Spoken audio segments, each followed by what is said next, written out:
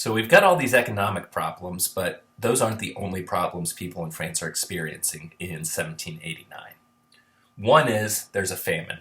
There's lots of bad weather, probably related to an El Nino in 1788, harvest failure, bread prices, and bread is the mainstay of diets for these folks. Lots of calories, which is great if you're a peasant working in the fields.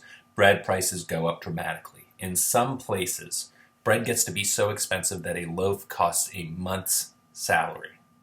Chew on that for a second. A month's salary for a loaf of bread. In good times, people might eat 2 pounds of bread a day. Okay, so people are starving.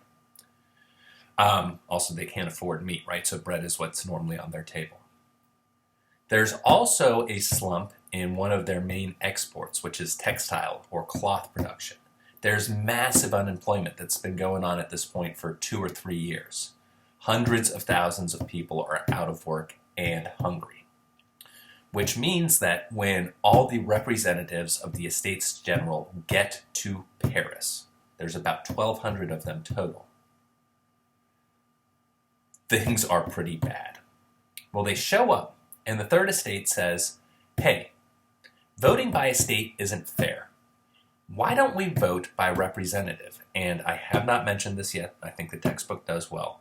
But of those 1,200 individuals, 300 were from the First Estate, 300 were from the Second, 600 were from the Third. So the Third Estate proposes, hey, why don't we vote by individual rather than by estate, which will give them a little bit more say. Proportionally, they still aren't represented all that well, but it's a little something like Abbé Sieyès wants. Well, the king refuses, and other deputies refuse to vote by order, which means that for about 6 weeks, nothing happens. And this gets particularly frustrating to starving and out-of-work members of the Third Estate, who on the 17th of June, 1789 say, we have had enough of this. Just like Abbé Sieyès said, we are France, we are everything.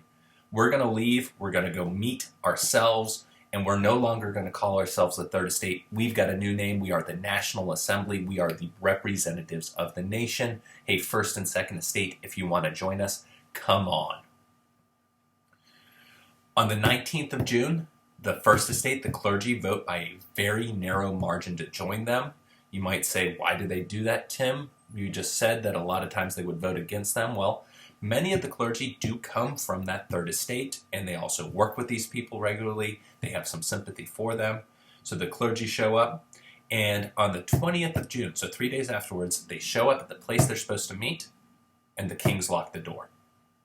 He said, forget it, if I can't give you a place to meet, or if you can't have a place to meet, you aren't going to get anything done.